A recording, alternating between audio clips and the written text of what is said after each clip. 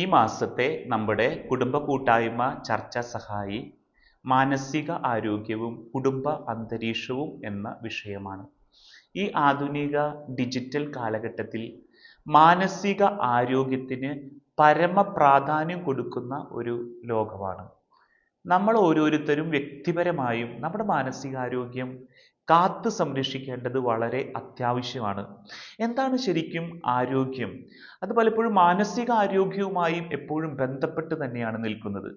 ഒരു വ്യക്തിയുടെ ശാരീരിക, മാനസിക, വൈകാരിക, ആത്മീയ തലത്തിലുള്ള ഒരു നല്ല സന്തുലിതാവസ്ഥ, വെൽബീയിങ്ങിനെയാണ് നമ്മൾ ആരോഗ്യം അഥവാ മാനസികാരോഗ്യം എന്നുകൂടെ പറയുന്നത്. നല്ല ആരോഗ്യമുള്ള ഒരു മനസ്സിലാണ് നല്ല ആരോഗ്യമുള്ള ശരീരം ഉണ്ടാവുകയുള്ളൂ. ആരോഗ്യമുള്ള ഒരു ശരീരത്തിലാണ് ആരോഗ്യമുള്ള ഒരു മനസ്സ് കൂടി ഉണ്ടായിരിക്കുകയുള്ളൂ.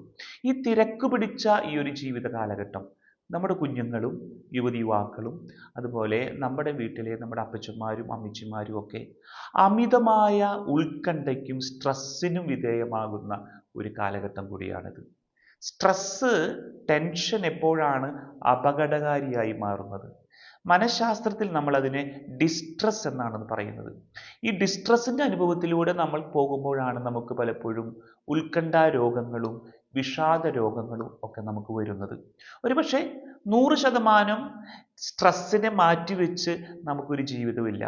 പക്ഷേ നമ്മുടെ ജീവിതത്തിൽ ഉണ്ടാകുന്ന സ്ട്രെസ്സുകളെ നമുക്ക് ആരോഗ്യകരമായി അതിനെ കൈകാര്യം ചെയ്യാൻ നമ്മൾ പഠിക്കുക എന്നുള്ളതാണ്. ഇവിടെയാണ് മാനസികാരോഗ്യത്തിൻ്റെ പ്രസക്തി ഈ ആധുനിക കാലഘട്ടത്തിൽ ഏറ്റവും അധികം ശക്തമായി തീർന്നിരിക്കുന്നത്. ഇവിടെ നിങ്ങളുടെ മുൻപിൽ ഞാൻ ഒരു ചർച്ച വയ്ക്കുകയാണ്. നമ്മുടെ ഇന്ത്യയിൽ, പ്രത്യേകിച്ച് നമ്മുടെ കേരളത്തിൽ, ഓരോ വർഷവും നാഷണൽ ക്രൈം ബ്യൂറോയുടെ റെക്കോർഡ് പ്രകാരം എത്രയധികം ആത്മഹത്യകളാണ് വർദ്ധിച്ചുകൊണ്ടിരിക്കുന്നത്. എന്തുകൊണ്ടാണ് ഇത്രയധികം ആത്മഹത്യകളും അതുപോലെ മറ്റു തരത്തിലുള്ള ആൻറ്റി സോഷ്യൽ ആക്ടിവിറ്റീസും ഡിവോഴ്സ് കേസുകളും ഒക്കെ നമ്മുടെ കാലഘട്ടത്തിൽ പെരുകുന്നത്?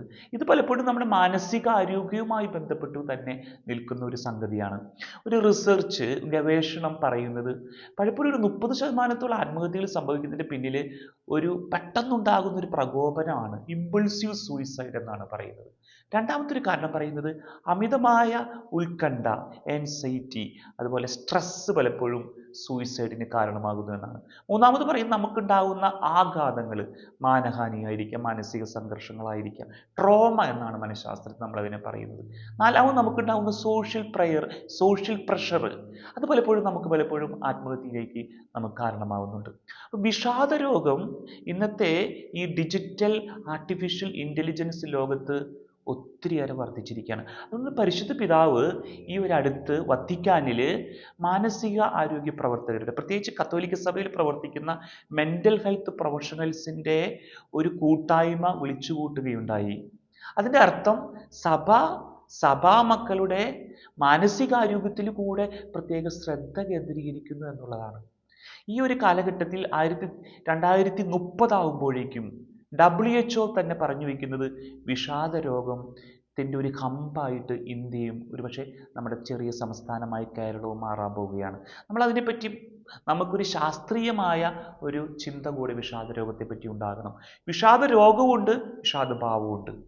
വിഷാദഭാവം നമുക്കൊക്കെ വരും.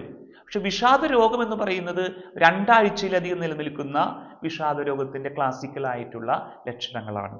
എന്നെ ഒന്നിനും കൊള്ളില്ല, എൻ്റെ ജീവിതം പരാജയപ്പെട്ടു, ഇനി ഞാൻ എന്തിനാണ് മുന്നോട്ട് പോകുന്നത്? അത് പലപ്പോഴും പറയുന്ന ഒരു വർത്ത്ലെസ്നെസ്, ഹെൽപ്ലെസ്നെസ്, ഒരു ഹോപ്പ്ലെസ്നെസ്, ഒരു പ്രത്യാശ നശിച്ച പോലെ നമുക്ക് വരിക. അത് പലപ്പോഴും നമ്മുടെ ശാരീരികമായും ബയോളജിക്കലായിട്ടും സൈക്കോളജിക്കലായിട്ടും മനഃശാസ്ത്രപരമായും വൈകാരികമായും അതുപോലെ സോഷ്യലായിട്ടും ഒക്കെ നമ്മളെ അത് ബാധിക്കുന്നുണ്ട്. ബയോളജിക്കലായിട്ടും അതുപോലെ നമ്മളെ സൈക്കോളജിക്കലായിട്ടും ബാധിക്കുമ്പോൾ നമുക്കൊന്നും ചെയ്യാനൊരു ഉന്മേഷമില്ല. ഇതുവരെ നമ്മൾ ചെയ്ത കാര്യങ്ങളൊക്കെ നമുക്കൊരു ഭാരമായിട്ട് തോന്നുന്നു, ഒന്നിലും താല്പര്യമില്ല, ഉറക്കം പോലും ബുദ്ധിമുട്ടുന്നു. അങ്ങനെ ഒരു അവസ്ഥയിലേക്ക് നമുക്ക് പോകാം. അങ്ങനെ വരുമ്പോൾ അതിനൊരു മൈൽഡ്, മോഡറേറ്റ്, സിവിയർ സ്റ്റേജ് എന്ന് പറയും. അപ്പോൾ എനിക്ക് സംതിങ് റോങ് എന്ന് നമുക്ക് തോന്നുമ്പോൾ ഒരു മെൻ്റൽ ഹെൽത്ത് പ്രൊഫഷണലിനെ നമ്മൾ അപ്രോച്ച് ചെയ്യാനായിട്ട് ശ്രമിക്കണം. അതിന് വേണ്ടുന്ന പരിശ്രമങ്ങൾ നമ്മൾ ചെയ്യണം. അതിൻ്റെ ഒപ്പം തന്നെ നമ്മൾ ചെയ്യേണ്ട ഒരു കാര്യം തന്നെയാണ് നമ്മുടെ ആത്മീയ സമീപനങ്ങളും കൂടെ നമ്മുടെ നല്ല മാനസികാരോഗ്യം, നമ്മുടെ കൂദാശ ജീവിതവും നമ്മുടെ കൊന്ത നമസ്കാരവും നമ്മുടെ പ്രാർത്ഥനാ ജീവിതവും ഒക്കെ അതുപോലെ നമ്മുടെ കൺഫെഷൻസും ഒക്കെ നമ്മുടെ മാനസികാരോഗ്യത്തെ സംരക്ഷിക്കുന്ന കാര്യങ്ങളാണ്. 2-3 ചോദ്യങ്ങൾ കൂടെ നിങ്ങൾക്ക് വയ്ക്കുകയാണ് ഈ ഒരു ചർച്ചയിൽ. നമ്മുടെ മാനസികാരോഗ്യം പരിപോഷിപ്പിക്കാൻ ഒരു വ്യക്തികൾ എന്തൊക്കെയാണ് നമ്മൾ വ്യക്തിപരമായി ചെയ്യേണ്ടത്, സമൂഹത്തിൽ ചെയ്യേണ്ടത്?